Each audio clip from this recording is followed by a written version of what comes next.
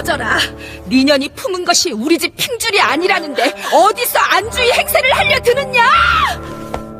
폭우가 쏟아지던 밤이었다. 방씨 대가에 육중한 대문이 열렸다. 그리고 만삭의 여자 하나가 문 밖으로 내동댕이 쳐졌다. 보찜 하나가 그녀의 발치에 툭 떨어졌다.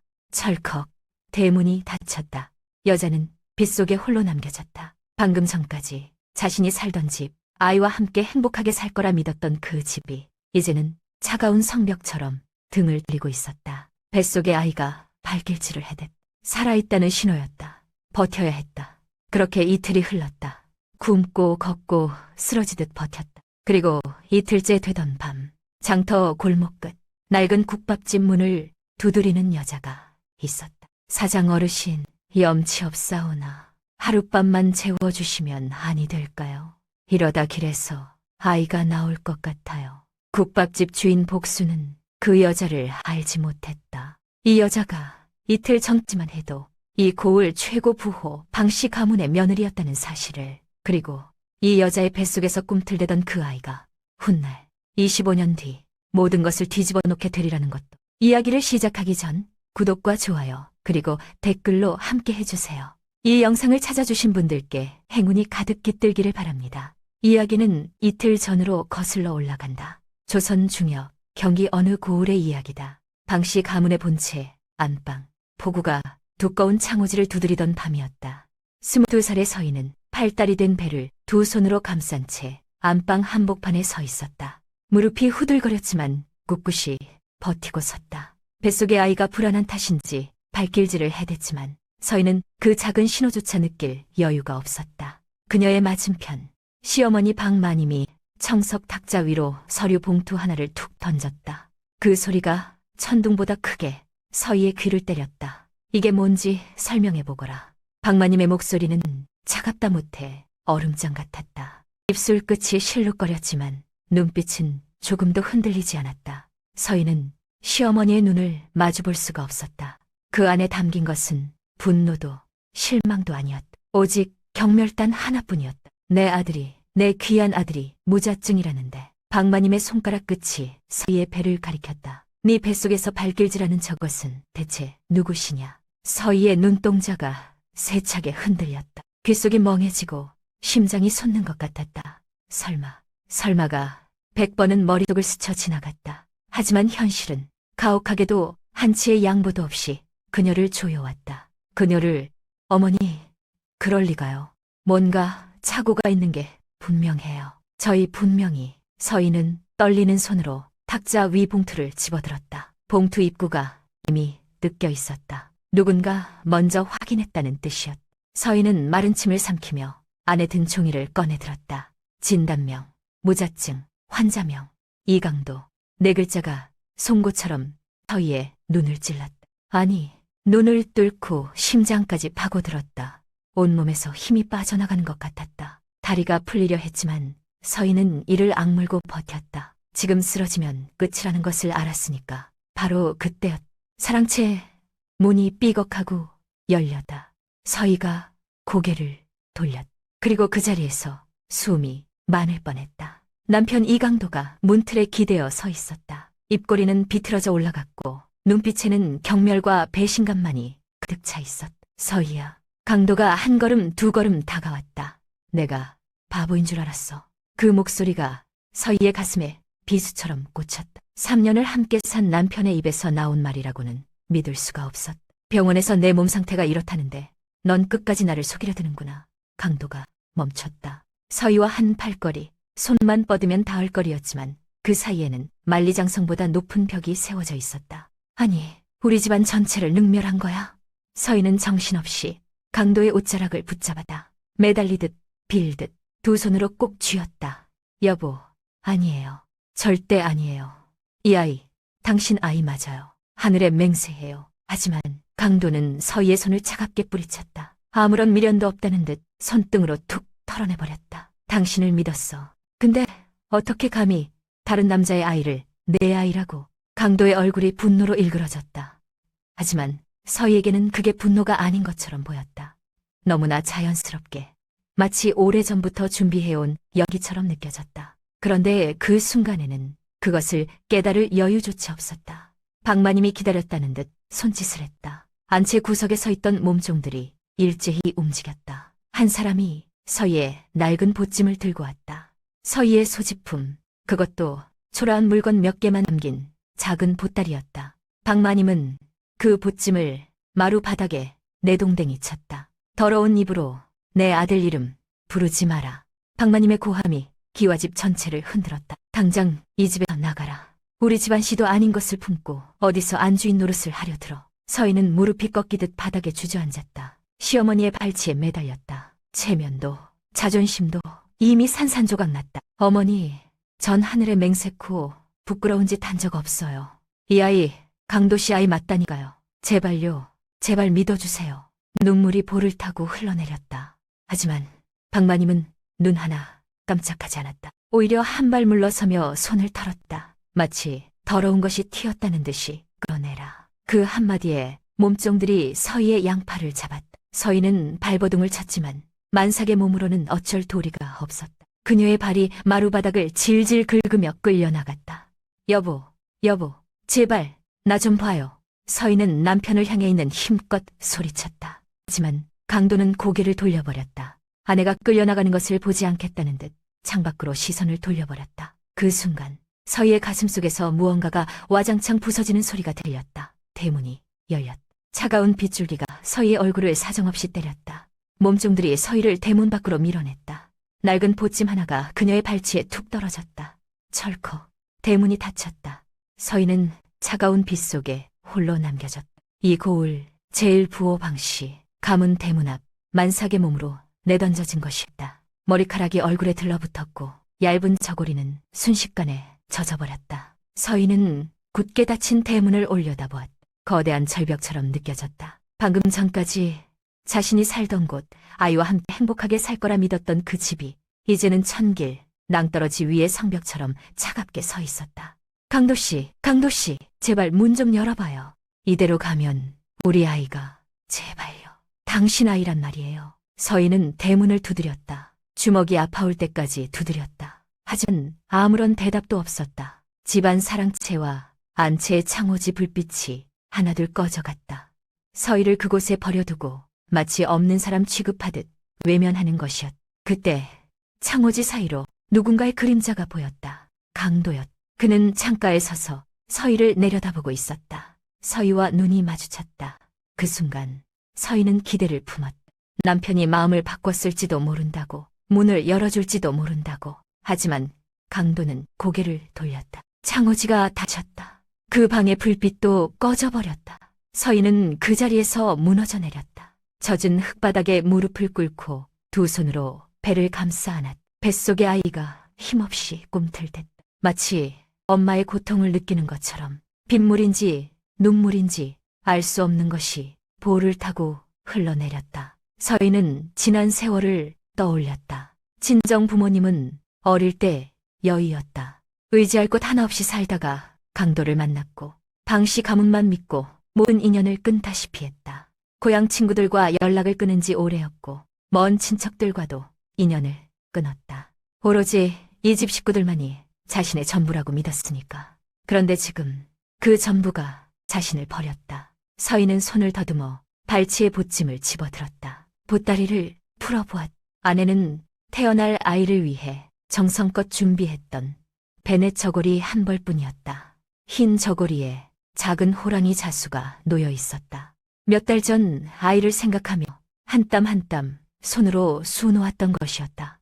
미안해, 아가. 엄마가 길을 잃었어. 서희는 베넷 저고리를 가슴에 꼭 안았다. 빗줄기가 더 세차게 쏟아졌다. 행인들이 그녀의 옆을 지나쳐갔다. 아무도 멈추지 않았다.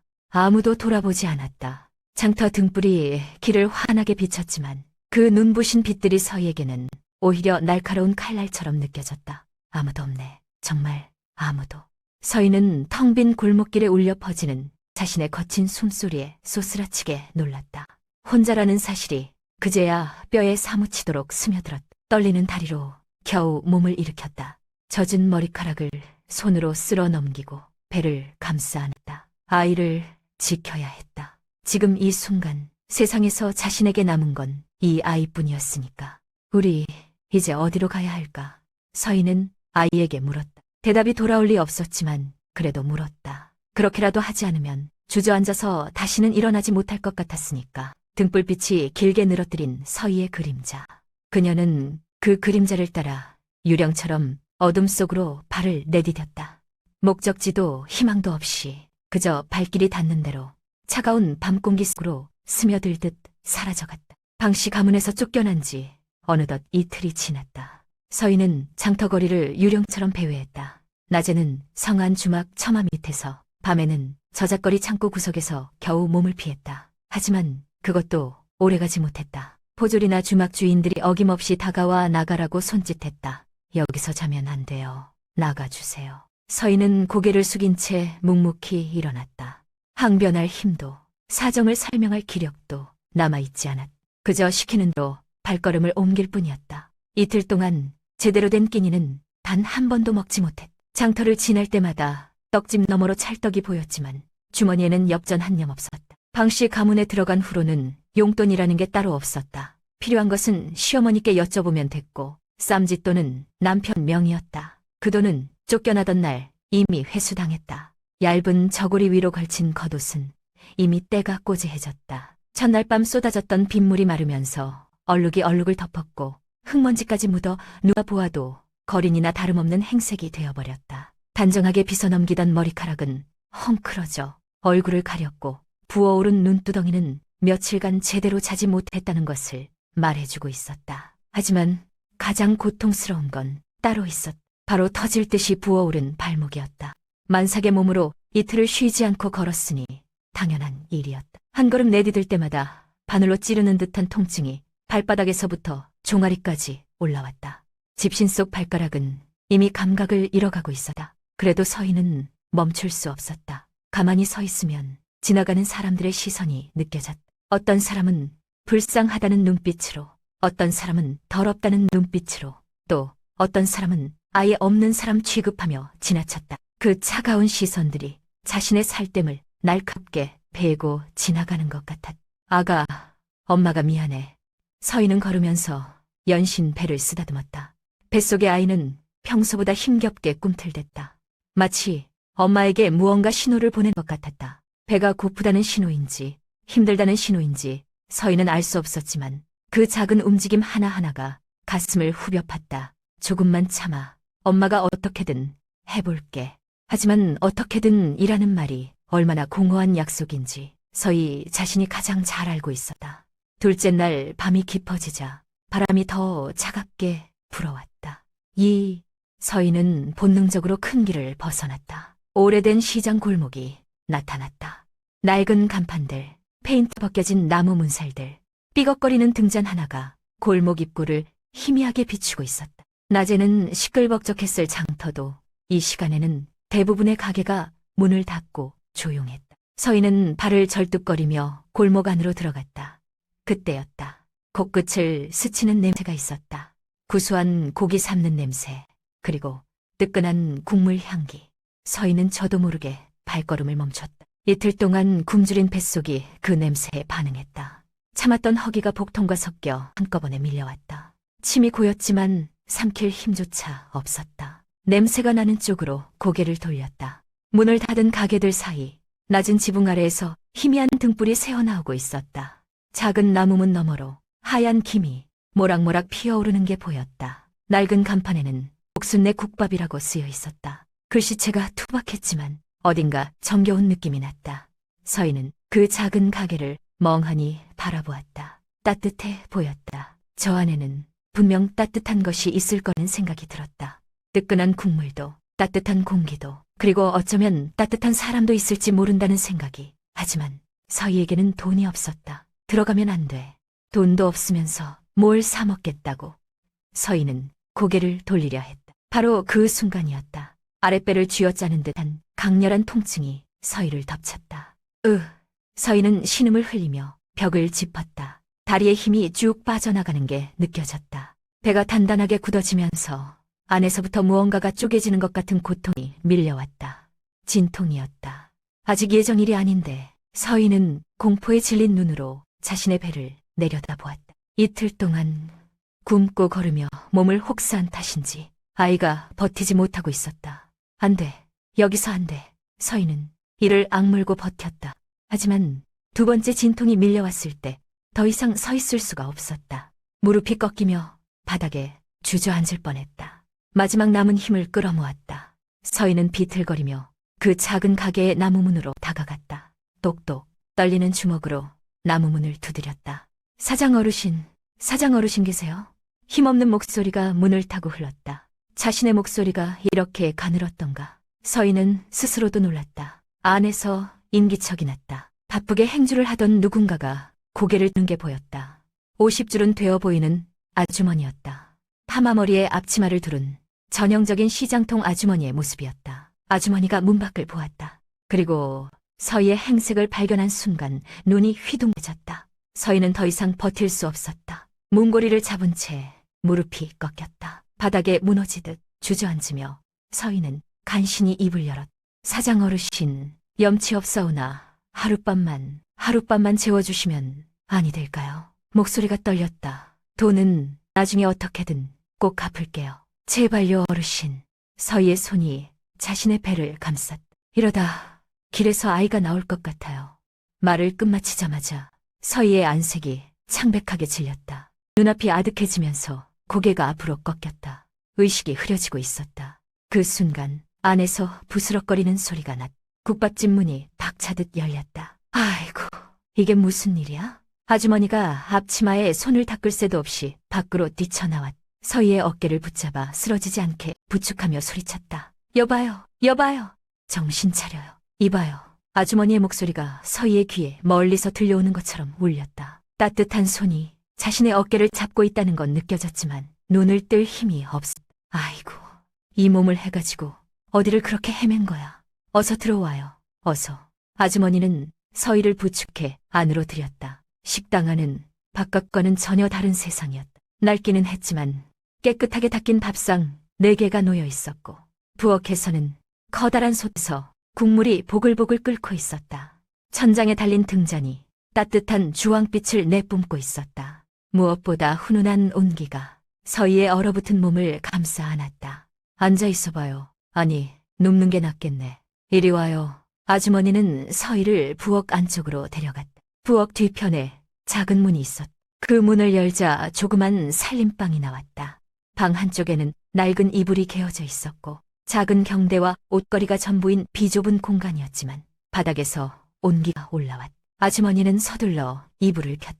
여기 누워요. 어서. 서희는 아주머니에게 이끌리듯 이불 위에 누웠다. 등에 닿는 따뜻함에 몸 전체에 긴장이 풀리는 것 같았다. 이틀 동안 차가운 땅바닥과 돌벽에서만 지내던 몸이 처음으로 포근한 것에 닿자 참았던 눈물이 터질 것 같았다. 죄송해요. 정말 죄송해요. 서희는 누운 채로 연신 미안하다는 말을 되뇌었다. 얼굴에서 눈물이 흘러내렸다. 아무런 대가도 없이 아무런 조건도 없이 손을 내밀어준 이 낯선 아주머니에게 미안함과 고마움이 한꺼번에 밀려왔다. 아주머니. 복수는 서희의 젖은 손을 꽉 맞잡았다. 미안하긴 뭐가 미안해. 투박하지만 따뜻한 손이었다. 일단 여기 잠깐이라도 누워있어요. 바닥 뜨끈하게 올려줄 테니까 몸부터 녹여야지. 복수는 방을 나가 군불을 더 올렸다. 그리고 잠시 후 김이 모락모락 나는 따뜻한 물 한 잔과 국밥 한 그릇을 쟁반에 받쳐 들고 왔다. 일단 이것부터 먹어요. 속이 비면 아무것도 안 돼. 복순이 서희를 부축해 반쯤 일으켜 앉혔다. 그리고 떨리는 서희의 손에 숟가락을 쥐어주었다. 국그릇에서 피어오르는 김이 서희의 얼굴을 적셨다. 하얀 쌀밥 위로 맑은 소고기 국물이 자작하게 담겨 있었고 그 위에 파란 파 몇 가닥이 흩어져 있었다. 고기 몇 점이 밥 사이사이에 숨어 있었다. 대단한 음식은 아니었지만 지금 서희에게는 세상에서 가장 귀한 음식이었다. 서희는 숟가락을 들어 국물을 한 모금 떠마셨다. 뜨거운 국물이 목을 타고 내려가는 순간 참았던 눈물이 터져나왔다. 따뜻했다. 이틀 동안 얼어붙었던 몸이, 이틀 동안 굳어있던 마음이 그 한 모금의 국물에 녹아내리는 것 같았다. 서희는 소리내어 울기 시작했다. 세상이 자신을 버렸다고 생각했다. 남편도, 시어머니도, 세상 모든 사람이 자신에게 등을 돌렸다고 믿었다. 그런데 이 낯선 골목길 끝 국밥집에서 이름도 모르는 아주머니가 아무런 대가 없이 손을 내밀어 주었다. 울지 말고 일단 먹어요. 밥 먹으면서 울면 체해. 복순이 서희의 등을 토닥여 주었다. 어휴, 이렇게 고운 새댁이 어쩌다 이 고생이야. 됐어. 다 됐어. 오늘 밤은 여기서 푹 자고 내일 날 밝으면 내가 아는 의원한테 같이 가보자고. 알겠지? 서희는 처음으로 안심이라는 감정을 느꼈다. 좁은 단칸 방이었다. 바닥에는 낡은 장판이 깔려 있었고 빗지는 곳곳이 누렇게 바랬다. 화려한 방시 대가에서 살던 서희에게는 초라하기 그지없는 공간이었다. 하지만 지금 이 순간 이 작은 방이 세상에서 가장 안전한 곳처럼 느껴졌다. 창밖에서는 여전히 찬바람이 불었지만 그 바람은 더 이상 서희를 위협하지 못했다. 복순이 이불을 덮어주었다. 자, 이제 푹 자요. 내일 일은 내일 생각하고 오늘은 일단 자요. 서희는 복순의 거칠지만 따뜻한 손을 붙잡았다. 감사합니다. 정말 감사합니다. 고맙긴 뭐가 고마워. 사람이 사람 돕는 게 당연한 거지. 어서 자요. 복순이 불을 끄고 방을 나갔다. 어둠 속에서 서희는 자신의 배를 쓰다듬었다. 뱃속의 아이가 이제야 조용해진 것 같았다. 진통도 가라앉았다. 아이도 안심한 것인지 더 이상 힘겹게 꿈틀대지 않았다. 아가, 우리 살았어. 서희는 눈을 감았다. 그리고 이틀 만에 처음으로 깊은 잠에 빠져들었다. 그렇게 며칠이 흘렀다. 국밥집 부엌 한편에 딸린 작은 방. 서희는 그곳에서 조금씩 기운을 차려갔다. 처음 이틀은 거의 잠만 잤다. 눈을 떠도 몸을 일으킬 힘이 없었고 일어나려고 하면 복순이 달려와 다시 눕혔다. 아직 멀었어. 누워있어요, 세대. 복순은 매일 아침 따뜻한 물에 수건을 적셔 가져왔다. 갓 짠 수건이라 김이 모락모락 피어올랐다. 그 포근한 수건으로 서희의 얼굴과 손을 닦아주는 게 복순의 아침 일과가 되었다. 자, 일어나서 밥 먹어야지. 오늘은 미역국이야. 서희가 몸을 일으키면 어느새 쟁반 위에 따끈한 밥과 미역국이 차려져 있었다. 복순은 장사 준비를 하면서도 틈틈이 서희의 밥상을 챙겼다. 손님들에게 팔국밥을 끓이면서 동시에 서희를 위한 음식도 따로 만들었다. 새벽마다 들려오는 소리가 있었다. 톡톡톡. 도마 위에서 팔을 써는 소리였다. 그 다음에는 보글보글 커다란 솥에서 국물이 끓는 소리가 들렸다. 서희에게는 그 소리가 어떤 음악보다 마음을 편안하게 해줬다. 누군가가 자신을 위해 일하고 있다는 증거였으니까. 세상에 자신을 신경 써주는 사람이 있다는 증거였으니까. 복수는 장사하느라 바쁜 와중에도 틈만 나면 방문을 열고 고개를 들이밀었다. 세대, 오늘은 좀 어때? 요놈이 발길질은 안 해? 그 다정한 물음에 서희는 처음으로 희미한 미소를 지어 보였다. 방씨 가문에서 쫓겨난 이후로 처음 짓는 웃음이었다. 네, 아주머니. 오늘은 좀 얌전하네요. 그래, 다행이다. 저녁에 닭백숙 해줄게. 기력 차려야지. 복수는 그 말을 남기고 다시 부엌으로 돌아갔다. 손님을 맞을 준비를 해야 했다. 서희는 그 뒷모습을 바라보며 눈시울이 붉어졌다. 왜 이 아주머니는 자신에게 이렇게 잘해주는 걸까? 아무런 대가도 바라지 않고 아무런 조건도 내걸지 않고 그저 먹이고 재우고 보살펴 주었다. 서희는 그 이유를 알 수 없었다. 하지만 한 가지는 확실했다. 이 은혜를 평생 잊지 않겠다는 것, 그리고 반드시 갚겠다는 것. 어느 날 저녁이었다. 장사를 마친 복순이 찐 감자를 접시에 담아들고 방으로 들어왔다. 김이 모락모락 나는 노란 감자가 먹음직스러워 보였다. 세대, 이거 먹으면서 얘기 좀 하자. 복순이 서 이 옆에 털썩 앉았다. 두 사람은 마주 앉아 감자를 까먹기 시작했다. 한동안 아무 말 없이 감자만 먹었다. 잠시 후 복순이 조심스럽게 입을 열었. 세대, 근데 집에는 연락 안 해봐도 돼? 서방님은.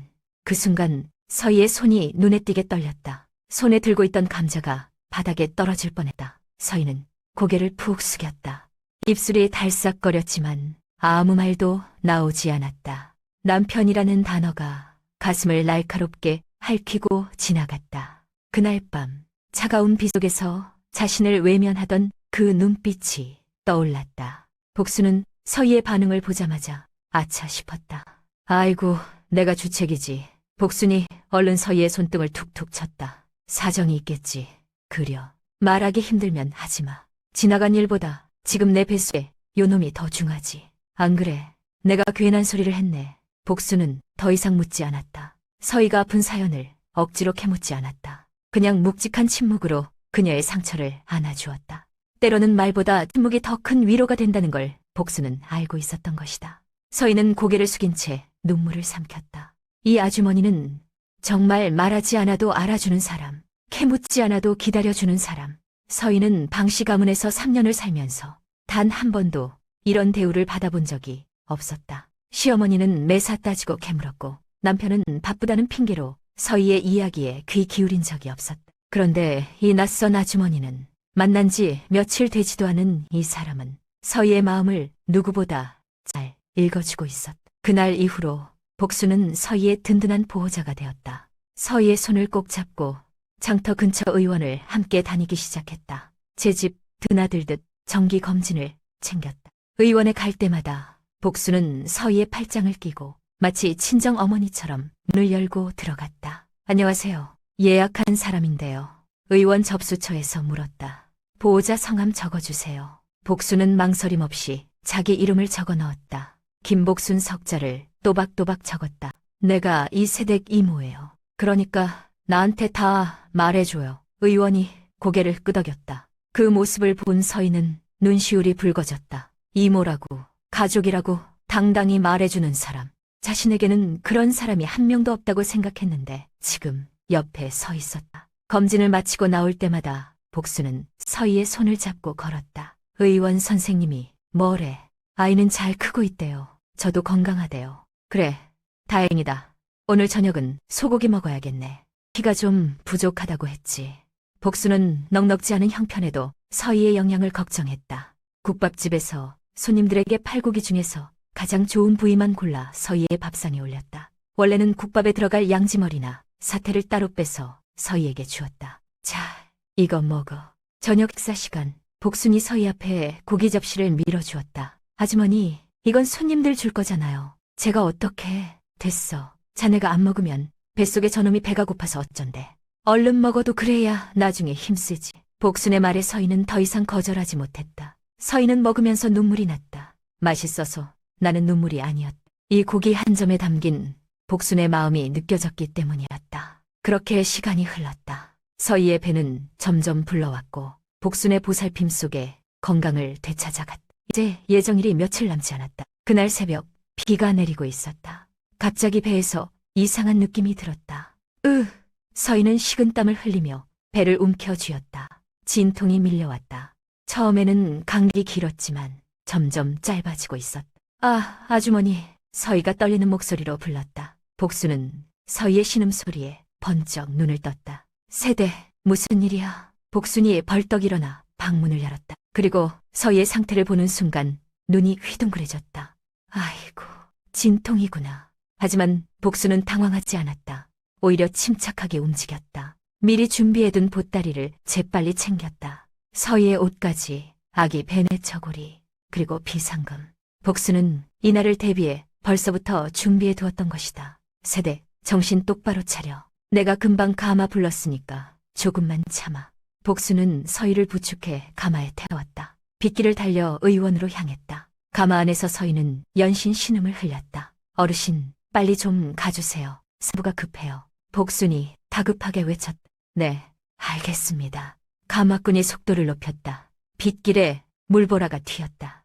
의원에 도착했을 때 서희는 이미 힘을 많이 쓴 상태였다. 의원의 조산 할미가 달려와 서희를 분만방으로 데려갔다. 복수는 그 뒤를 따라가려 했지만 입구에서 제지당했다. 보호자분은 여기서 기다려주세요. 복수는 분만방 복도에 남겨졌다. 가만히 앉아있을 수가 없었다. 복수는 복도를 서성였다. 손을 비비고 한숨 쉬고 때로는 두 손을 모아 기도했다. 제발, 무사히, 제발. 아이도 서희도 무사히. 복순의 모습은 영락없는 친정엄마의 모습이었다. 분만방 안에서는 서희가 고통에 몸부림치고 있었다. 진통이 점점 거세졌다. 서희는 이를 악물고 버텼다. 땀이 비오듯 흘러내렸지만 멈출 수 없었다. 이윽고 우렁찬 아기의 울음소리가 분만방 전체에 울려 퍼졌다. 축하드립니다. 건강한 사내 아이예요. 조산 할미가 환하게 웃으며 말했다. 갓 태어난 아기를 깨끗이 닦아 포대기에 싸서 서희의 품에 안겨주었다. 서희는 아기의 얼굴을 보는 순간 오열했다. 작은 얼굴, 꼭 감은 눈, 오물오물 움직이는 입술. 그런데 그 얼굴이 자신을 버린 남자와 똑 닮아 있었다. 눈매가 닮았다. 코도 입술 모양도 닮았다. 서희는 복잡한 감정에 휩싸였다. 그런데 그 얼굴이 원망이 치밀어 올랐지만 동시에 뜨거운 사랑도 밀려왔다. 이 아이는 그 남자의 자식이지만 동시에 자신의 자식이기도 했으니까 세상 그 무엇보다 소중한 자신의 분신이었다. 이웃방으로 옮겨진 서희 곁으로 복순이 다가왔다. 갓 태어난 아이의 발을 내려다보았다. 작은 발가락 10개를 하나하나 확인하며 눈물을 훔쳤다. 하나, 둘, 셋, 10. 다 있네. 복순이 웃었다. 눈물과 웃음이 뒤섞인 얼굴이었다. 아이고, 이놈 눈매 좀 봐. 보통 놈이 아니네. 복순이 서희의 손을 꼭 잡았다. 고생했다, 서희야. 정말 고생했어. 서희는 그 말에 다시 눈물이 터졌다. 새댁이 아니라 서희야. 복순이 처음으로 자신의 이름을 불러주었다. 그 한마디가 서희의 마음 깊은 곳을 울렸다. 진짜 가족처럼, 진짜 엄마처럼 자신의 이름을 불러주는 사람. 서희는 복순을 꼭 안았다. 아주머니, 감사합니다. 정말 감사합니다. 복순이 서희의 등을 토닥여 주었다. 뭘 그래, 이제 시작이야. 이놈 키우려면 아직 멀었어. 서희는 아기를 품에 안은 채 복순을 바라보았다. 이 아주머니가 아니었으면 나와 이 아이는 지금 여기 없었을 거야. 서희는 속으로 다짐했다. 꼭 다시 성공해서 이 넓은 마음의 아주머니 은혜를 반드시 갚겠어. 죽어도 이 은혜는 잊지 않겠어. 그날 밤 서희는 아기의 이름을 지었다. 도건, 길을 세우다, 뜻을 세우다. 이 아이가 훗날 바르게 자라 자신의 길을 당당히 걸어가기를 바라는 마음을 담았다. 도건아, 넌 엄마가 꼭 지켜줄게. 서희는 아기의 이마에 입술을 맞추었다. 창밖의 비는 어느새 그쳐 있었고 동쪽 하늘이 희미하게 밝아오고 있었다. 도건이가 태어난 지 100일이 되는 날이었다. 국밥집 작은 방에서 소박한 100일 잔치가 열렸다. 복순이 새벽부터 일어나 직접 만든 백설기와 수수팥떡이 상위에 올랐다. 간든 하얀 백설기 위에는 대추가 예쁘게 올려져 있었고 붉은 수수팥떡에서는 달콤한 향기가 피어올랐다. 도건이는 복순이 장터에서 사준 새 옷을 입고 있었다. 연노란색 베넷 저고리에 조그만 호랑이 자수가 놓여 있었다. 도건이는 그 옷을 입고 방긋방긋 웃었다. 이가 없는 잇몸이 다 드러나도록 환하게 웃는 모습에 복순과 서희 모두 절로 웃음이 났다. 아이고, 우리 도건이 웃는 거 봐. 이놈이 벌써 사람 눈치를 하네. 복순이 도건이의 볼을 손가락으로 콕콕 찔렀다. 서희는 그 평화로운 풍경을 바라보며 행복했다. 하지만 동시에 마음 한구석이 무거웠다. 언제까지 이 따뜻한 그늘 아래 머물 수는 없어. 서희는 도건이를 품에 꼭 안으며 생각했다. 아주머니도 이제 편히 쉬어야 하는데 내가 언제까지 이렇게 신세만 지고 있을 순 없어. 100일 넘도록 복순의 보살핌만 받아왔다. 먹여주고 재워주고 의원비까지 대주었다. 서희는 그 은혜가 날마다 무겁게 쌓여가는 걸 느꼈다. 고마운 마음만큼이나 미안한 마음도 커져갔다. 서희는 결심했다. 자립해야 한다고. 아주머니의 짐이 아닌 든든한 딸 같은 존재가 되어야 한다고. 그날부터 서희는 몰래 일자리를 알아보기 시작했다. 도건이가 잠든 틈을 타 근처 가게들을 돌아다니며 구인 공고를 살폈다. 그렇게 며칠이 지난 어느 날 밤이었다. 장사를 마친 복순이 식당 정리를 끝내고 앉았을 때 서희가 조심스럽게 다가왔다. 아주머니, 서희의 목소리가 떨렸다. 내일 나가보려고요. 복순의 손이 멈췄다. 행주를 들고 밥상을 닦던 손이 그대로 굳어버렸다. 도건이도 이제 제법 컸고 더 이상 아주머니 신세만 질 수는 없어서요. 제 힘으로 어떻게든 살아보겠습니다. 서희가 고개를 숙인 채 말했다. 복순은 들고 있던 행주를 탁 내려놓았다. 그리고 짐짓 언짢은 표정을 지었다. 아니, 이 사람이 어딜 간다고 그래? 애 키우는 게 장난인 줄 알아? 100일 지난 아기 데리고 어딜 가겠다는 거야? 여기서 나랑 같이 장사하면서 지내면 되지. 왜 사서 고생을 하려고. 복순의 거친 말투. 하지만 서희는 알았다. 그 말투 뒤에 숨겨진 진심을. 걱정과 애정이 담긴 목소리라는 것을. 서희의 눈시울이 붉어졌다. 아주머니 마음 다 알아요. 서희가 고개를 들어 복순을 바라보았다. 하지만 저 나중에 꼭 성공해서 아주머니 앞에 당당하게 서고 싶어요. 여기서 받기만 하면 평생 미안해서 고개도 못 들 것 같아요. 서희의 눈빛은 단호했다. 복순은 그 눈빛을 보자 더 이상 붙잡지 못했다. 긴 한숨을 내쉬었다. 그래, 자네 성격에 오죽하겠나. 복순의 목소리가 한결 누그러졌다. 하지만 힘들면, 진짜 죽을 만큼 힘들면 아무 생각 말고 여기로 다시 와야 해. 알겠지? 복순이 서희의 손을 꼭 쥐었다. 그리고 결국 참았던 눈물을 보였다. 굵은 눈물 한 방울이 복순의 주름진 볼을 타고 흘러내렸다. 알겠지, 서희야? 네, 아주머니. 약속할게요. 서희도 눈물을 흘렸다. 두 사람은 한참 동안 손을 맞잡은 채 울었다.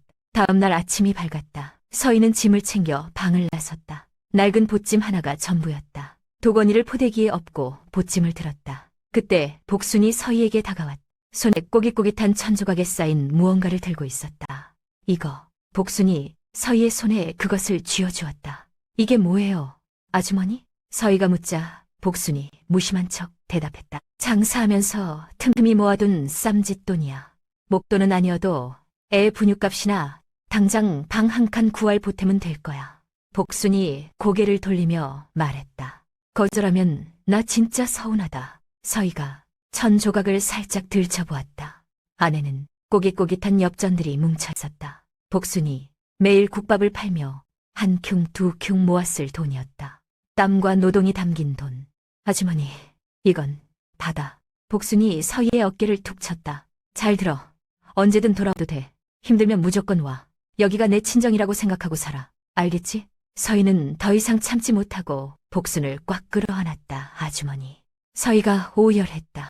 복순도 서희의 등을 토닥이며 눈물을 흘렸다. 울지 마. 울면 아기도 운다. 복순이 서희를 달래다. 하지만 복순의 눈에서도 눈물이 멈추지 않았다.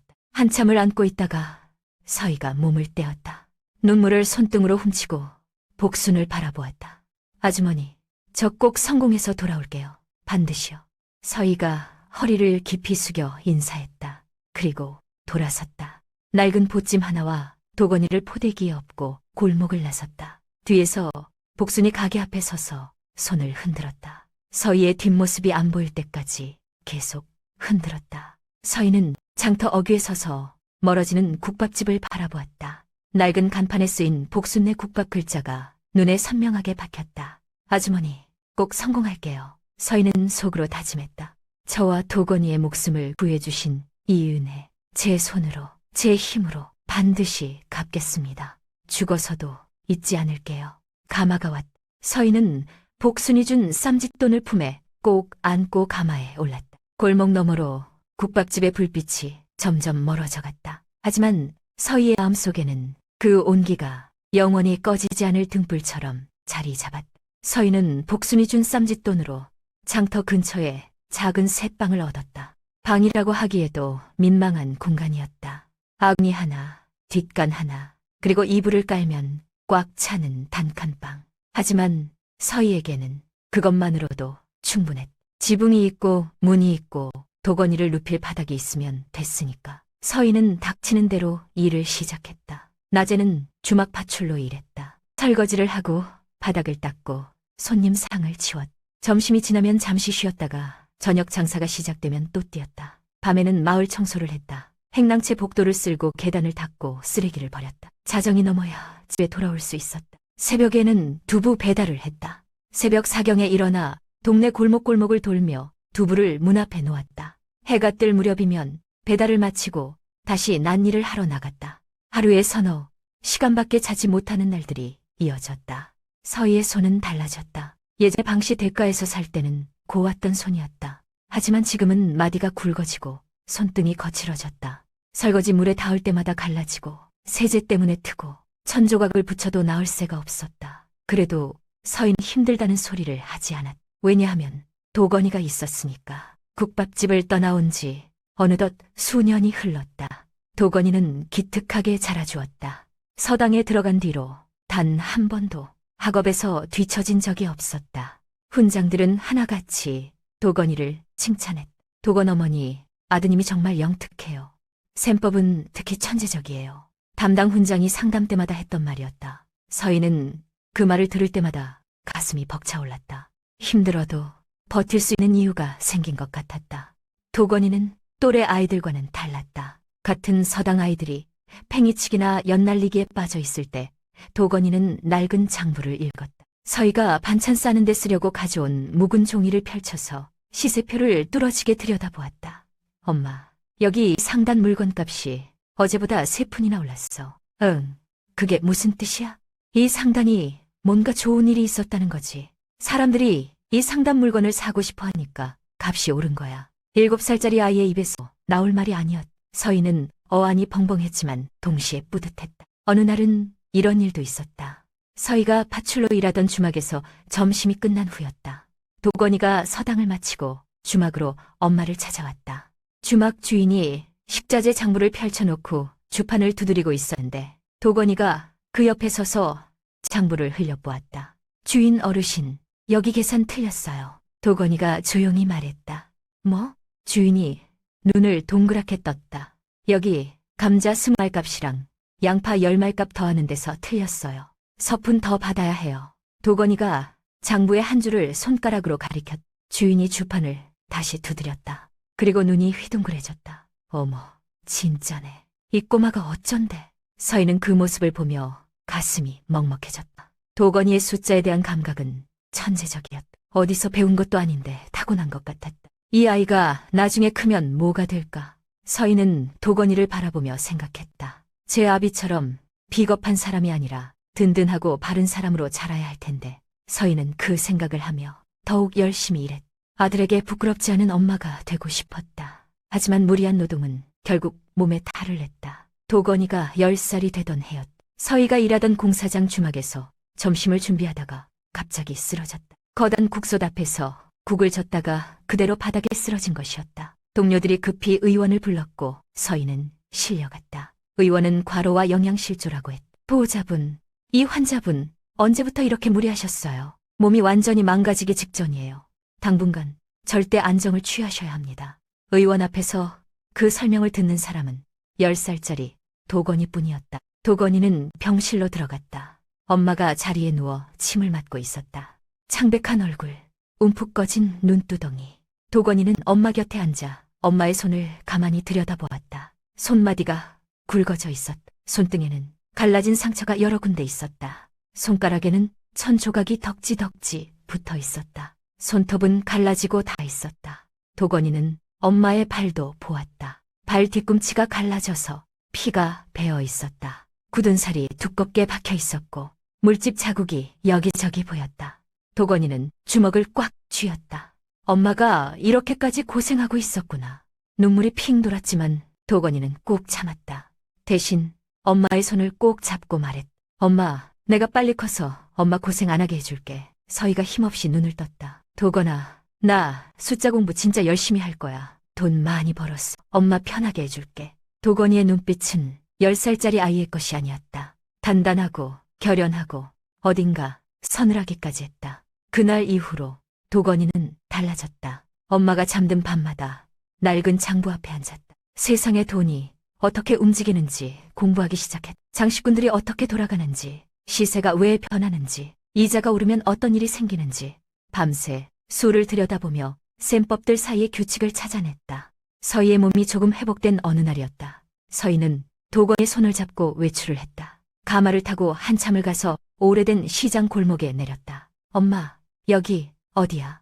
도건이가 물었다. 서희는 대답 대신 도건이를 이끌고 골목 안으로 들어갔다. 그리고 어느 전신주 뒤에 멈춰 섰다. 도건아, 저기 봐. 서희가 작은 목소리로 말했다. 도건이가 고개를 내밀어 엄마가 가리키는 쪽을 보았다. 작은 국밥집이 보였다. 낡은 간판에 복순내 국밥이라고 쓰여 있었다. 안에서 머리가 하얗게 센 할머니 한 분이 손님에게 국밥을 나르고 있었다. 저기 국밥 나르는 할머니 보이지? 서희의 목소리가 떨렸다. 저분이 아니었으면 너랑 엄마는 이 세상에 없었을 거야. 도건이가 엄마를 올려다보았다. 저분은 우리 생명의 은인이셔.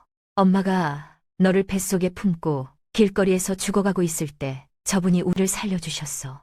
서희의 눈에서 눈물이 흘러내렸다. 도건아, 너는 절대 이분을 잊으면 안 된다. 알겠지? 도건이는 국밥집 안의 할머니를 뚫어지게 바라보았다. 할머니의 인자한 얼굴을 눈 깊이 새겼다. 주름진 얼굴, 구부정한 허리. 하지만 손님에게 국밥을 건네며 환하게 웃는 그 미소. 응, 엄마. 도건이가 대답했다. 내가 꼭 저 할머니 웃게 해드릴게. 서희는 도건이의 머리를 쓰다듬었다. 두 사람은 한참 동안 그 자리에 서서 국밥집을 바라보았다. 차마 안으로 들어가지는 못했다. 아직 성공하지 못한 모습으로 은인 앞에 나설 수 없었으니까. 세월이 흘러 도건이가 서당을 마칠 나이가 되었다. 도건이는 엄마가 파출로 일하며 번 돈을 조금씩 모아달라고 했다. 엄마, 나 돈 모을 건데 조금만 도와줘. 돈? 뭘 하려고? 장사 미천 만들려고. 서희는 처음에는 반대했다. 어린아이가 무슨 장사냐고. 하지만 도건이의 눈빛이 진지했다. 장난이 아니었다. 결국 서희는 도건이 이름으로 작은 미천을 만들어 주었다. 도건이는 그 돈으로 장시를 시작했다. 처음에는 몇 냥으로 시작했다. 하지만 도건이의 샘 감각은 장시에서도 빛을 발했다. 남들이 보지 못하는 패턴을 읽어내고 오를 물건과 내릴 물건을 귀신같이 맞췄다. 어느 날 밤 도건이는 장부 앞에 앉아 시세표를 보고 있었다. 복잡한 숫자들이 눈앞에 가득했다. 도건이는 그 숫자들 사이에서 길을 찾아내며 속으로 다짐했다. 엄마를 쫓아냈던 그 집 사람들, 그리고 우리를 살려준 복순 할머니. 도건이의 눈빛이 차갑게 빛났다. 내가 다 찾아낼 거야. 은혜는 반드시 갚고 원수도 반드시 갚아주겠어. 어린 소년의 눈빛은 이미 노련한 상대주처럼 냉철하게 빛나고 있었다. 도건이가 성년례를 치른 날이었다. 도건이는 조용히 마당을 나섰다. 그의 옆에는 서희가 있었다. 서희는 아들의 손을 꼭 잡은 채 걸었다. 걸음마다 기침이 터져 나왔지만 꾹 참았다. 오늘만큼은 아들 앞에서 아픈 모습을 보이고 싶지 않았다. 엄마, 괜찮아? 도건이가 걱정스러운 눈으로 물었다. 응, 괜찮아. 오늘 우리 아들 성년례 하는 날인데 엄마가 아프면 되겠니? 서희가 억지로 웃어 보였다. 도건이는 그런 엄마를 바라보며 마음이 무거웠다. 엄마의 얼굴은 예전보다 훨씬 창백해졌고 볼은 움푹 꺼져 있었다. 기침을 할 때마다 온몸이 흔들렸다. 집으로 돌아온 뒤 도건이는 엄마를 방에 눕혔다. 그리고 자신의 방으로 들어가 장부를 챙겼다. 엄마, 도건이가 서희의 방으로 들어갔다. 나 과거 안 보기로 했어. 서희의 눈이 커졌다. 뭐? 안 보다니. 그게 무슨 소리야. 내 실력이면 어디든 될 수 있는데. 엄마, 과거 공부하는데 몇 년이야. 도건이가 단호하게 말했다. 난 그 시간에 돈 벌 거야. 엄마 고생 끝내주는 게 내 진짜 목적이야. 과거는 나중에 필요하면 그때 봐도 돼. 서희는 반대하고 싶었다. 아들이 좋은 자리에 나가 훌륭한 벼슬아치가 되기를 바랐다. 하지만 도건이의 눈빛을 보자 말이 나오지 않았다. 그 눈빛에는 어떤 흔들림도 없었다. 도건아, 엄마 믿어줘. 나 할 수 있어. 도건이는 그날 이후로 오직 장씨의 흐름에만 매달렸다. 시세표와 장부들이 그의 방을 가득 채웠다. 도건이는 밤새 그 숫자들을 분석했다. 새벽 시장이 열리기 전에는 눈을 비비며 정보를 지켜봤고 낮 시장이 열리면 실시간으로 거래를 했다. 도건이의 천재적인 감각은 장시에서 폭발했다. 서당을 마칠 무렵 몇 냥으로 시작했던 미천은 기하급수적으로 불어났다. 처음에는 몇십 냥이었던 돈이 몇백 냥이 되고 몇천 냥이 되었다. 도건이는 남들이 보지 못하는 패턴을 읽어냈고 시장이 움직이기 전에 미리 방향을 예측했다. 성년례를 치른 지 1년이 지났을 때 도건이의 장부에는 수만 냥의 돈이 들어있었다. 어느 날 저녁이었다. 도건이는 떨리는 손으로 장부를 들고 엄마 방으로 들어갔다. 엄마, 서희가 고개를 들었다. 이거 봐. 도건이가 장부를 내밀었다. 서희가 장부를 펼쳐 잔액을 확인하는 순간 눈이 휘둥그레졌다. 이게 뭐야? 이 돈이 어디서? 내가 벌었어, 엄마. 장시로 도건이가 환하게 웃었다. 엄마, 이제 내가 엄마 병도 고쳐줄게. 좋은 의원 가서 제대로 치료받자. 이제 엄마 고생 끝이야. 서희는 아들의 손을 잡았다. 그리고 세상에서 가장 밝은 미소를 지었다. 눈에서 눈물이 주르륵 흘러내렸다. 기쁨의 눈물이었다. 우리 아들이 이렇게 컸구나. 서희는 아들을 꼭 안았다. 그날 밤 두 모자는 나란히 앉아 행복한 미래를 그렸다. 좋은 의원에 가서 엄마 몸을 고치고 좋은 집으로 이사가고 그리고 복순 할머니를 찾아가 인사드리자고. 엄마, 이제 드디어 복순 할머니 앞에 당당하게 설 수 있겠다. 그래, 그래야지. 그분 얼굴 보기 전에 엄마 몸부터 고치고 서희가 기침을 하며 대답했다. 드디어 날이 올 것이라. 둘은 그렇게 믿었다. 하지만 그 약속을 한 지 불과 며칠 뒤였다. 서희가 갑자기 쓰러졌다. 아침에 일어나다가 그대로 바닥에 쓰러진 것이었다. 도건이가 황급히 의원을 불렀고 서희는 실려갔다. 의원의 표정은 어둡다. 보호자분, 솔직히 말씀드리겠습니다. 환자분 상태가 많이 안 좋습니다. 오랫동안 몸을 혹사하신 것 같은데 이미 여러 장기에 문제가 생겼어요. 저희가 최선을 다하겠지만. 도건이는 의원의 말이 귀에 들어오지 않았다. 병실로 들어갔다. 서희가 자리에 누워 있었다. 침을 맞은 채 간신히 숨을 쉬고 있었다. 얼굴은 종이장처럼 하얗고 눈은 힘겹게 감겨 있었다. 도건이는 엄마 곁에 무릎을 꿇었다. 엄마, 나야, 도건이야. 서희가 힘겹게 눈을 떴다. 도건아, 엄마, 나 이제 엄마 병 고쳐줄 수 있어. 돈 벌었단 말이야. 도건이의 목소리가 떨렸다. 제발, 조금만 더 버텨줘. 좋은 의원 알아봤어. 제발. 서희는 아들의 손을 꽉 쥐었다. 그 손에는 힘이 거의 없었다. 도건아. 서희가 머리맡에 낡은 보찜을 가리켰다. 저기, 저 보찜. 도건이가 보찜을 가져왔다. 서희가 떨리는 손으로 보찜을 열더니 안에서 낡고 빛바랜 작은 책 하나를 꺼냈다. 낡은 가계부였다. 표지가 닳아서 글씨가 잘 보이지 않았지만 안에는 글씨가 빼곡히 적혀 있었다. 도건이가 첫 장을 펼쳤다. 거기에는 국밥집을 떠난 날짜와 함께 이렇게 적혀 있었다. 복순 아주머니께 받은 쌈짓돈 5냥. 이 은혜 평생 잊지 않겠습니다. 그 아래로는 날짜와 금액이 빼곡히 적혀 있었다. 서희가 파출로 일하며 한 갱 두 갱 모아온 기록들이었다. 복순의 은혜를 갚기 위해 20년 넘게 모아온 돈의 기록. 엄마, 이게 도건아. 서희가 마지막 힘을 짜내 도건이의 귀에 대고 속삭였다. 시장통 복순 할머니, 이 가계부 들고 꼭 찾아가봐. 서희의 목소리가 점점 작아졌다. 엄마가 못다한 은혜, 네가 꼭 갚아드려. 그분 곁을 내가 친손주처럼 지켜드려야 한다. 서희는 복순이 준 돈으로 처음 방을 구했던 날의 감사함을 잊지 않기 위해 평생 이 가계부를 써왔던 것이었다. 단 하루도 빠뜨리지 않고 그 은혜를 기억하며 살아왔던 것이다. 엄마. 도건이의 눈에서 눈물이 쏟아졌다.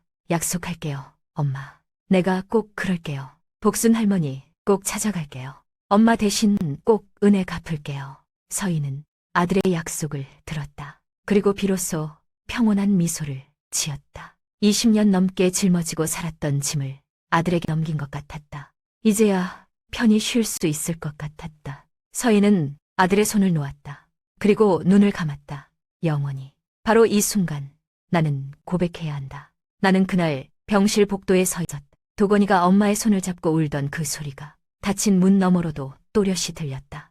나는 그날 이후로 단 하루도 그 울음소리를 잊은 적이 없다. 장례를 치르는 동안 도건이는 눈물 한 방울 흘리지 않았다.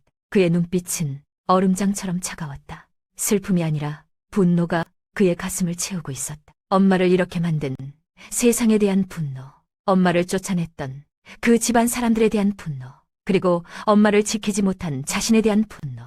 장례가 끝난 뒤 도건이는 엄마의 낡은 가계부와 짐을 챙겼다. 그리고 후련히 자취를 감췄다. 아무에게도 행방을 알리지 않았다. 살던 새방도 정리하고 연락처도 바꾸고 마치 세상에서 증발하듯 사라졌다. 엄마를 지키지 못했다는 자책감, 세상을 향한 서늘한 분노, 그 두 가지를 가슴에 품은 채 도건이는 어둠 속으로 사라졌다. 그렇게 또 5년이라는 시간이 흘렀다. 서희가 세상을 떠나고 도건이가 자취를 감춘 지 어느덧 5년. 세상은 많이 변했다. 시장 골목에도 새 건물이 들어서고 오래된 가게들이 하나둘 문을 닫았다. 하지만 복순의 국밥집은 여전히 그 자리에 있었다. 다만 예전의 활기는 찾아볼 수 없었다. 손님은 뜸해졌고 간판의 글씨는 바랬다. 식당 안 밥상 위에는 먼지가 쌓여 있었고 부엌에서 나던 구수한 냄새도 이제는 희미해졌다. 복순은 이제 70이 넘었다. 머리는 하얗게 새었고 허리는 더 굽었다. 손마디는 굵어졌고 걸음은 느려졌다. 하지만 매일 아침 복수는 식당 문을 열고 골목을 바라보았다. 서희야, 도건아. 복수는 텅 빈 골목을 하염없이 바라보며 그 이름들을 되뇌었다.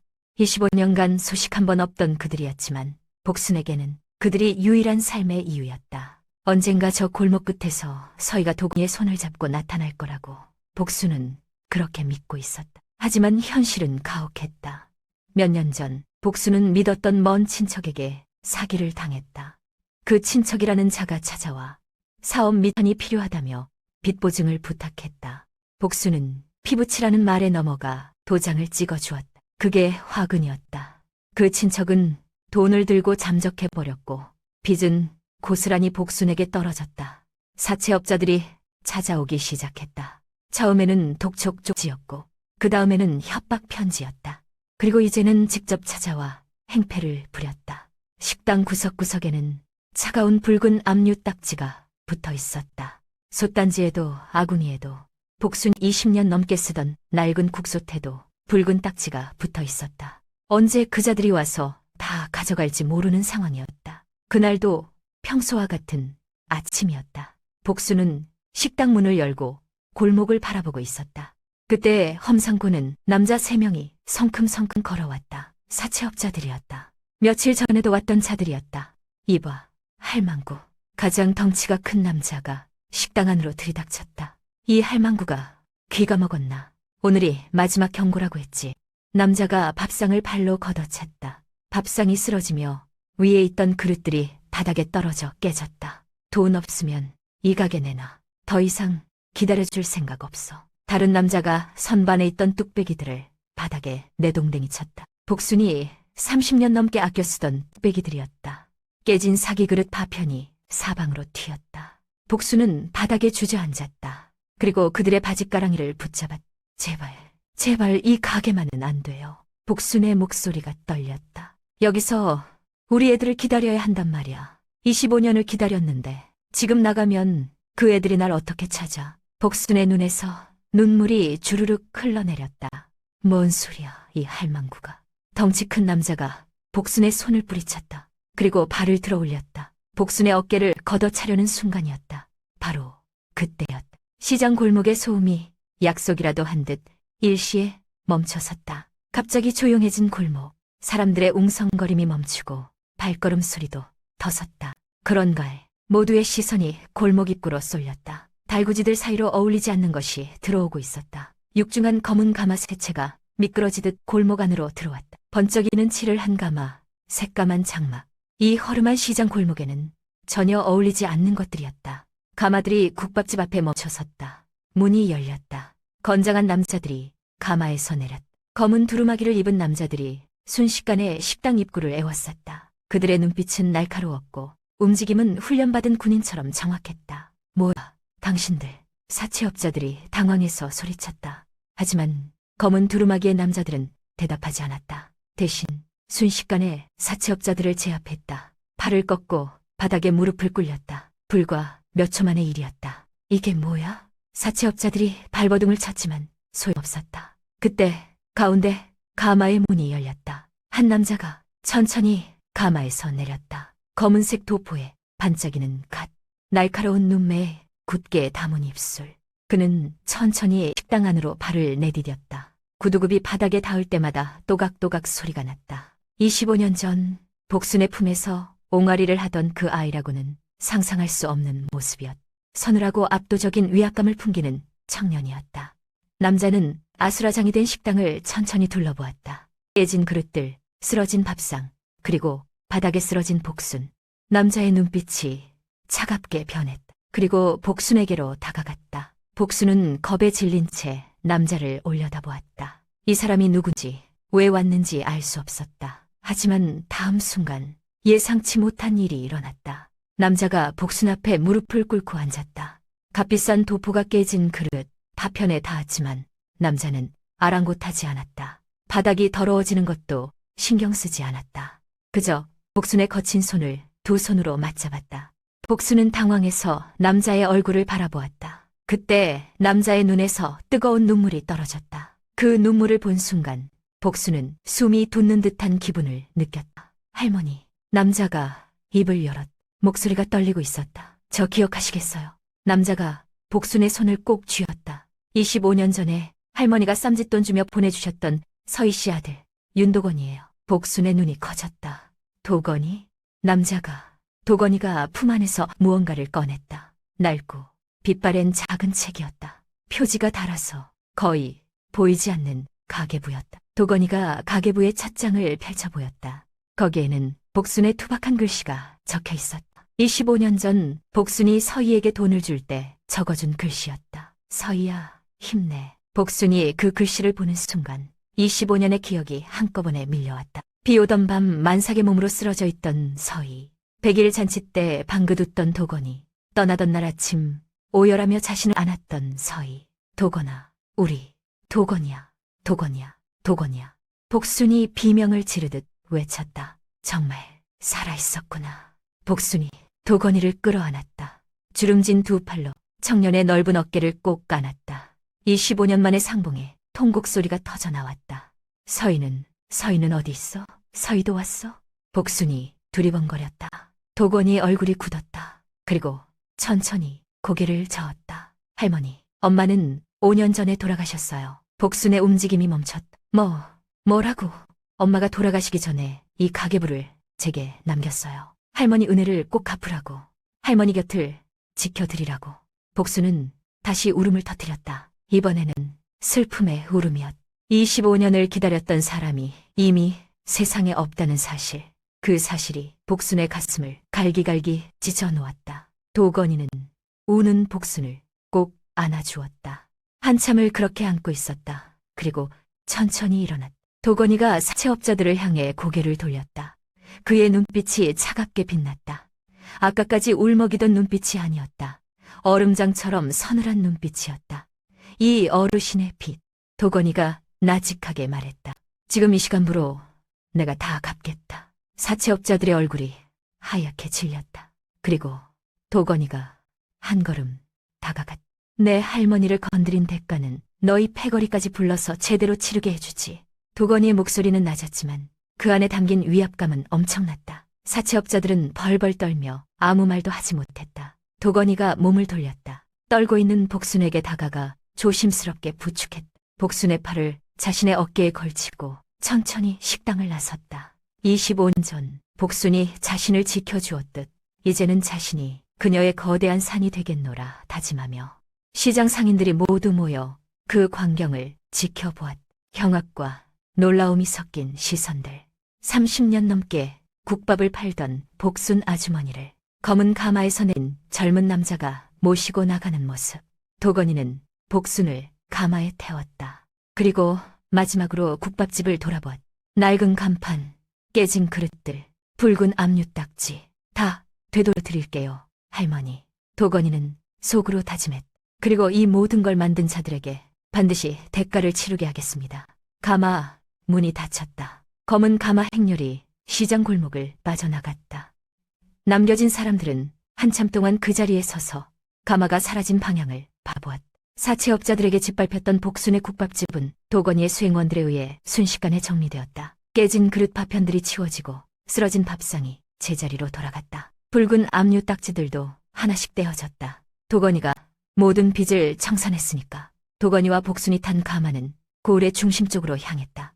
가마가 멈춘 곳은 한강이 내려다 보이는 고급 기와집이었다. 대문에 들어서자 하인들이 공손하게 인사를 했다. 안채로 들어가자 넓은 마루와 탁 트인 창문이 나타났다. 창밖으로 강물이 햇채 반짝이며 흐르고 있었다. 복순은 멍하니 주위를 둘러보았다. 이게 뭐야? 할머니 집이에요. 도건이가 조용히 대답했다. 제가 이 고을로 돌아오자마자 가장 먼저 구해둔 집이에요. 25년 전 할머니가 국밥집 안쪽 작은 방을 엄마와 저에게 내어주셨잖아요. 이제는 제가 할머니께 드릴 차례예요. 복순은 아무 말도 하지 못했다. 눈물만 주르륵 흘러내렸다. 도건이는 복순의 손을 잡고 집안을 구석구석 안내했다. 따뜻한 온돌이 깔린 방, 뜨거운 물이 콸콸 나오는 부엌, 음식이 가득 채워진 찬장. 옷장에는 복순의 체형에 맞는 새 옷들이 걸려 있었다. 이건 다 뭐야? 내가 이런 데서 어떻게 살아? 복순이 어쩔 줄 몰라 하며 말했다. 할머니, 이제 고생 끝이에요. 여기서 편히 쉬세요. 도건이가 복순의 어깨를 감싸 안았다. 따뜻한 밥과 화려한 옷에 어설퍼하는 복순을 보며 도건이는 가슴이 먹먹해졌다. 엄마 서희에게 못다 한 효도. 그것을 이제야 복순 할머니에게 하고 있다는 생각이 들었다. 엄마, 보고 있어요. 내가 할머니 곁에 왔어요. 도건이는 속으로 엄마에게 말했다. 복순이 새 집에서 잠이 든 것을 확인한 후 도건이는 조용히 집을 나섰. 할 일이 있었다. 도건이는 자신의 집무실로 향했다. 강이 내려다 보이는 고층 건물의 꼭대기에 있는 사무실이었다. 도건이가 5년 동안 타지에서 쌓아올린 상단의 이 고을 본부였다. 집무실에 들어서자 수행원들이 한 남자를 끌고 와 있었다. 바로 복순을 괴롭혔던 사채업자들의 우두머리였다. 40대 중반쯤 되어 보이는 남자는 두루마기가 구겨진 채 바닥에 무릎을 꿇고 있었다. 얼굴은 공포로 하얗게 질려 있었다. 살려주십시오, 대주님. 사채업자 우두머리가 벌벌 떨며 애원했다. 저는 시키는 대로 했을 뿐입니다. 제 위에 지시한 사람이 있어요. 도건이는 차갑게 남자를 내려다보았다. 지시한 사람? 네.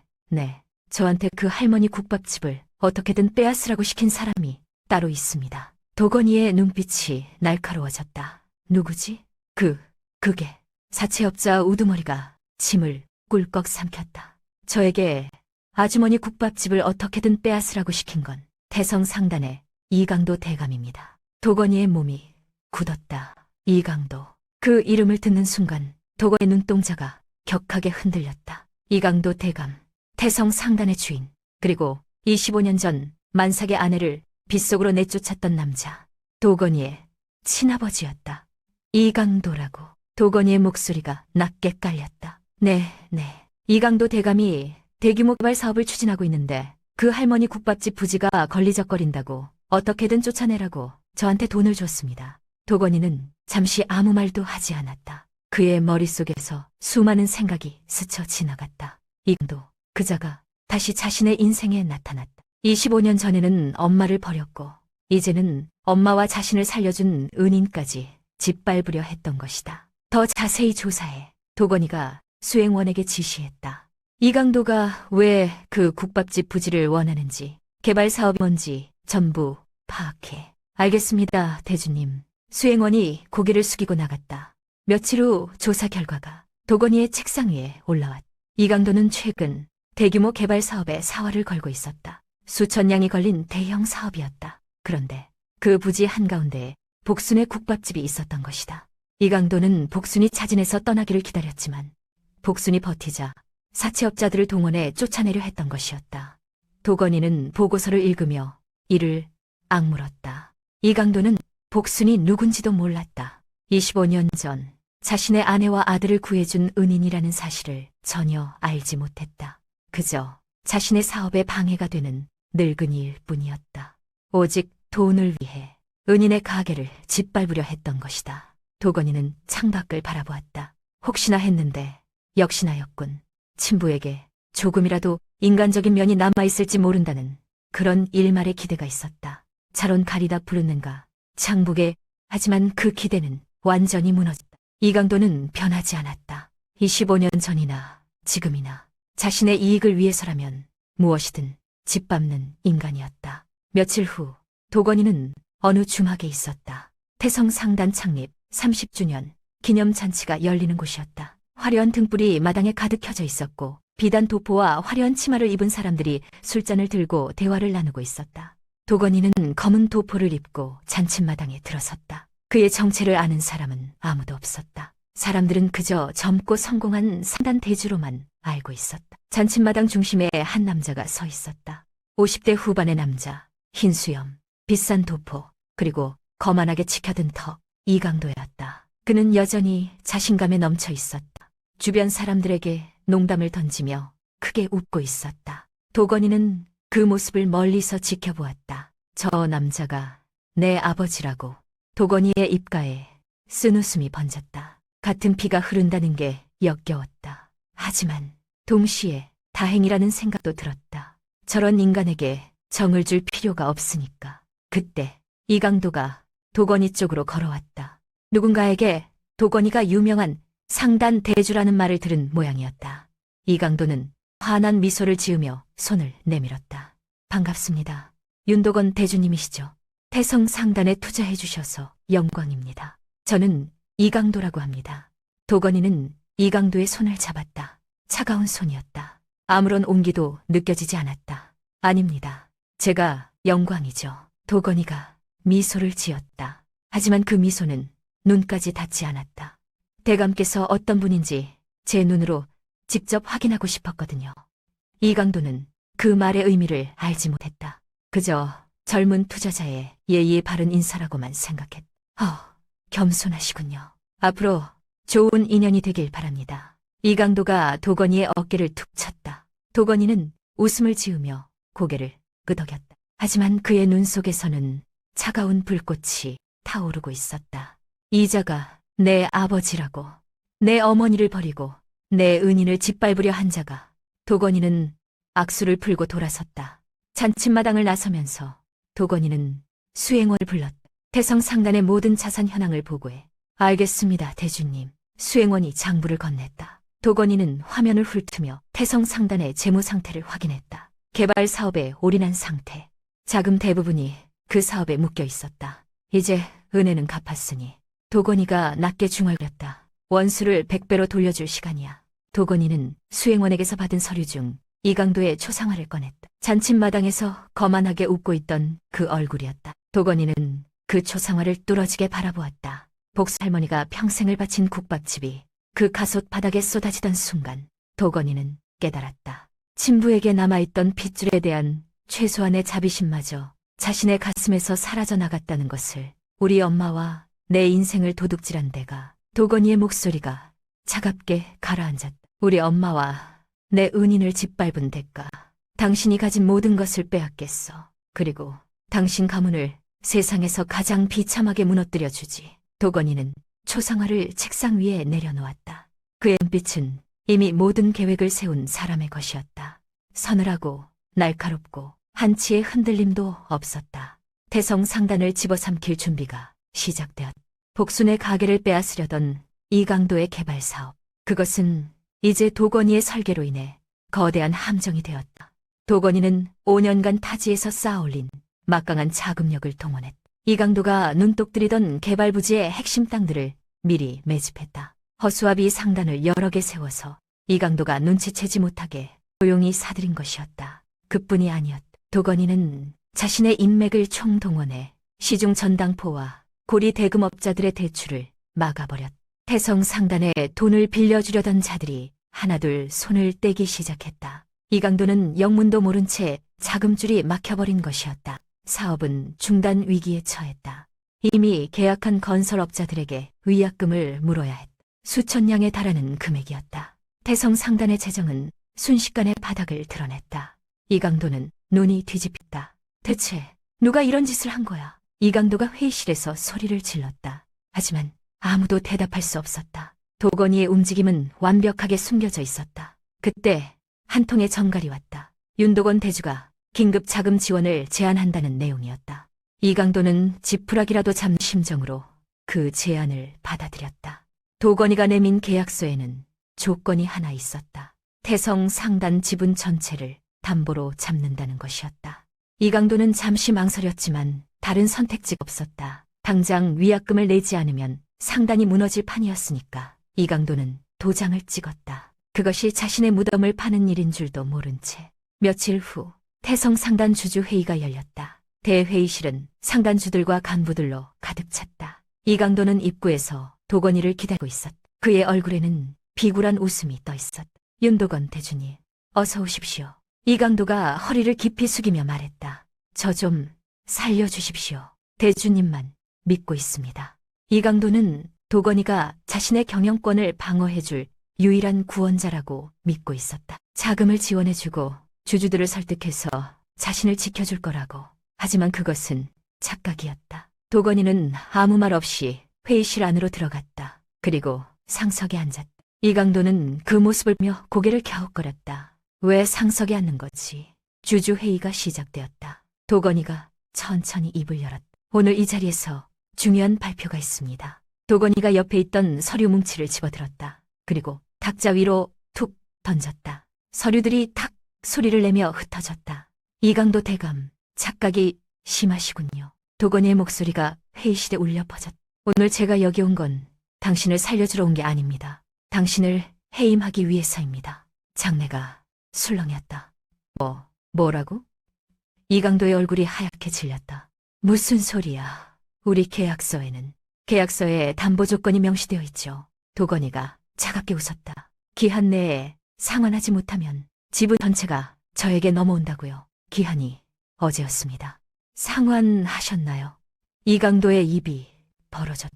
말이 나오지 않았다. 하지만 그것만이 아닙니다. 도건이가 서류 뭉치에서 몇 장을 꺼냈다. 25년 전의 일을 기억하십니까? 무자증 진단서. 그것으로 당신의 아내를 간통으로 몰아서 쫓아냈죠. 회의실이 조용해졌다. 모두의 시선이 도건이와 이강도에게 쏠렸다. 그 진단서 조작된 것이었습니다. 도건이가 서류를 높이 들어 올렸다. 여기 그 당시 의원이었던 김 의원의 자백서가 있습니다. 그리고 당시 진짜 검사 결과지 원본도 있어요. 당신은 무자증이 아니었습니다. 정상이었어요. 이강도의 눈이 휘둥그레졌다. 그게 어디서? 김 의원이 도박 빚으로 파산 직전이더군요.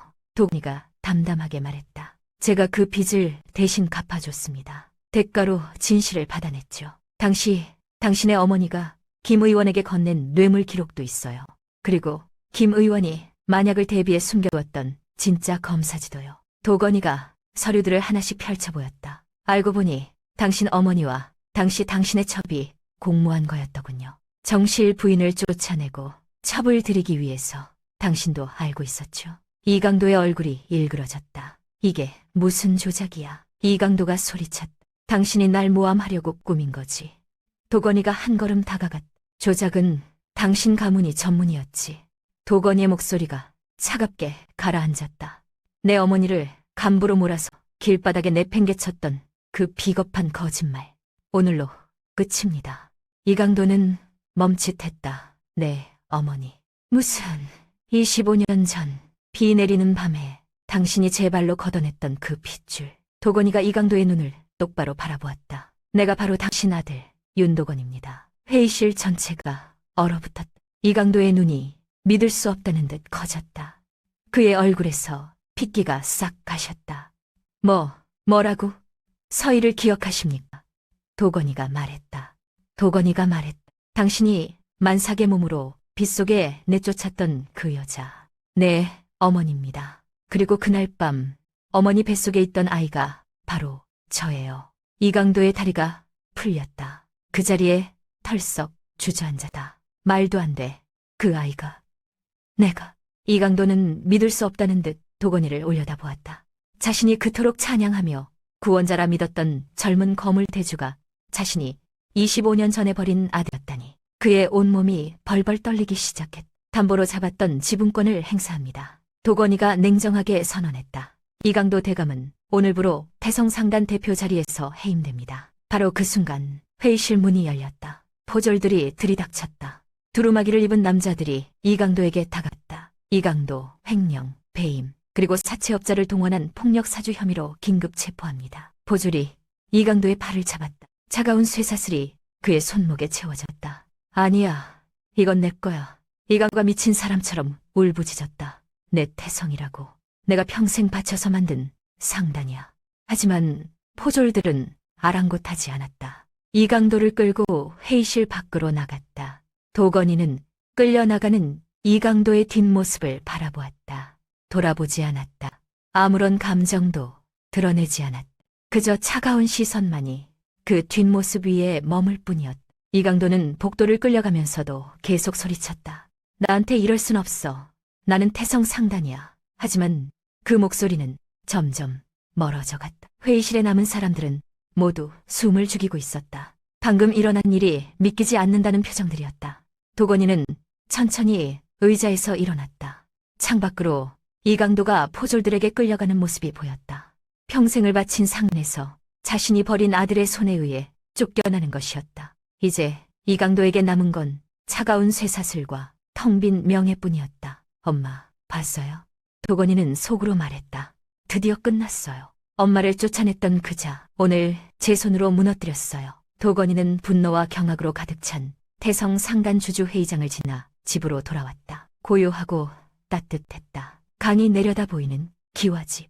거실에는 부드러운 등불이 켜져 있었고 창밖으로 저녁 노을이 물들어가고 있었다. 마루에는 복순이 앉아 있었다. 방에서는 하인이 읽어주는 소식 이야기가 흘러나오고 있었다. 태성 상간 이강도 전 대감 체포, 주주 회의에서 해임. 복순은 이미 모든 소식을 들은 것 같았다. 도건이는 날카로운 도포를 벗어 던졌다. 갓을 풀고 도포 단추를 풀었다.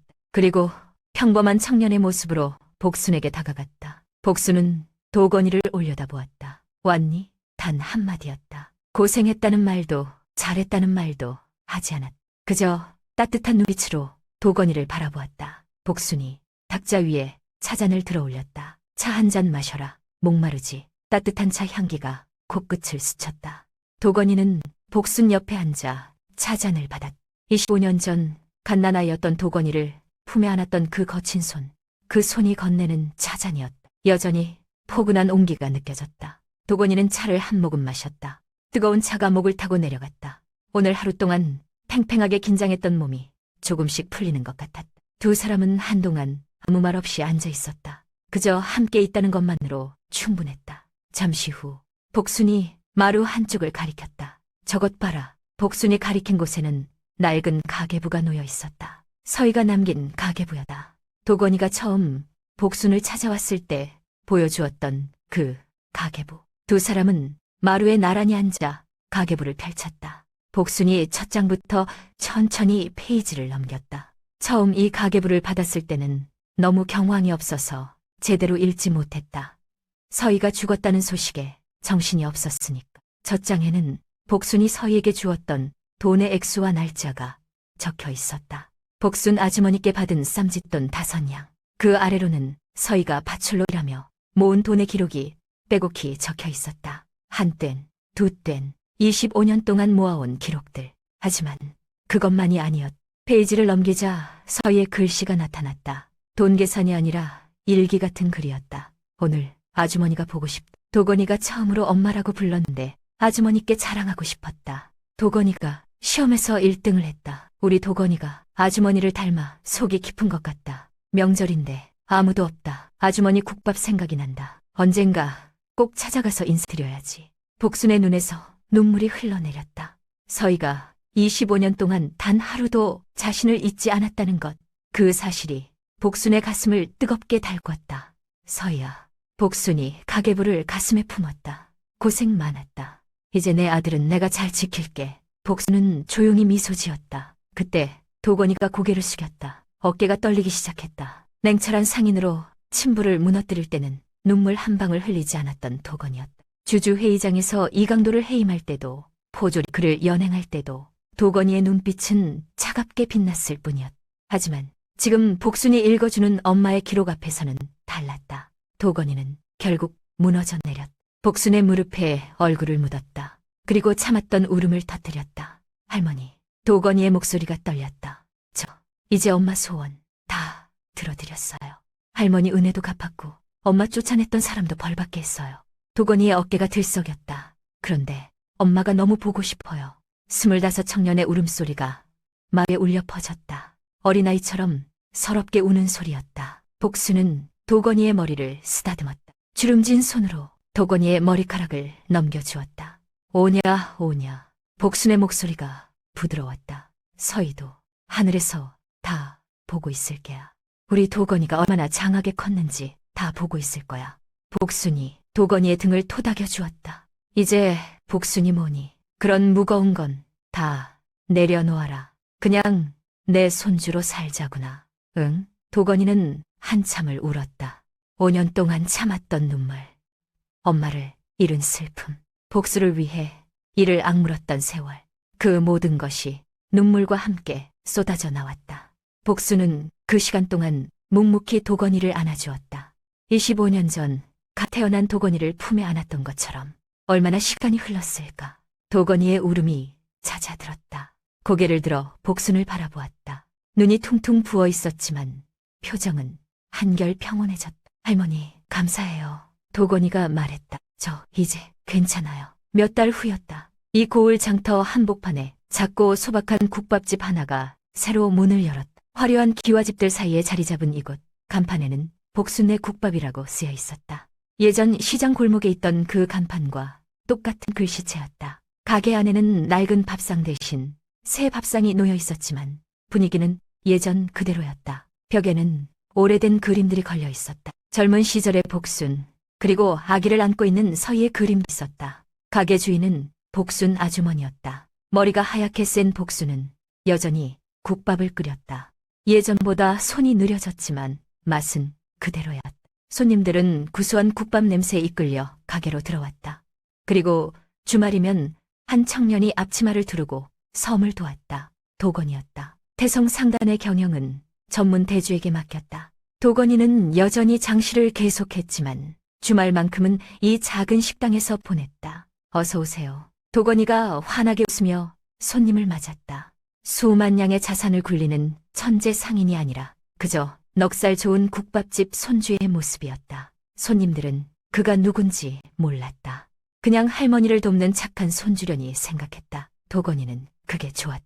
이곳에서는 윤도건 대주님이 아니라 그냥 도건일 수 있었으니까 이곳은 도건이에게 그 어떤 화려한 집무실보다 평온한 안식처가 되었다. 어느 저녁이었다.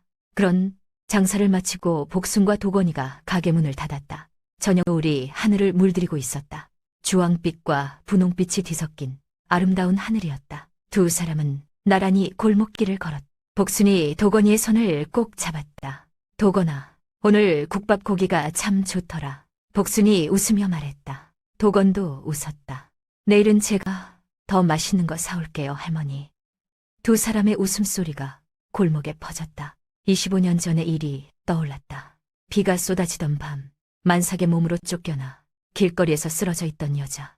그 여자에게 국밥 한 그릇과 잠자리를 내어주었던 국밥집 아주머니, 그리고 그 품에서 태어난 아이. 그 작은 선의 한 가지가 씨앗이 되었다.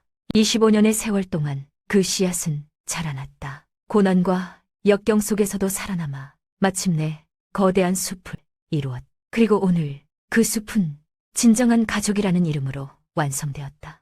복순과 도건이는 손을 잡고 노을 속을 걸어갔다. 멀리서 보면 그저 평범한 할머니와 손주의 모습이었다. 하지만 그 두 사람 사이에는 25년의 세월과 한없이 깊은 사랑이 흐르고 있었다. 하늘 어딘가에서 서희가 그 모습을 지켜보고 있을 것이다. 환하게 웃으며 25년 전 빗속에서 건넨 국밥 한 그릇. 그 작은 선희가 하나의 목숨을 살렸고 그 아이는 어른이 되어 은인을 찾아왔습니다. 세상이 아무리 각박해도 진심으로 베푼 따뜻함은 절대 사라지지 않는 것 같습니다. 언젠가 반드시 가장 필요한 순간에 돌아온다는 것을 이 이야기가 보여주는 것 같습니다. 오늘 여러분의 하루에도 따뜻한 국밥 한 그릇 같은 위로가 함께하길 바랍니다. 오늘의 이야기가 공감되셨다면 구독, 좋아요 함께 해주세요. 주인공들을 위한 따뜻한 말씀도 부탁드릴게요. 더 좋은 이야기로 인사드리겠습니다.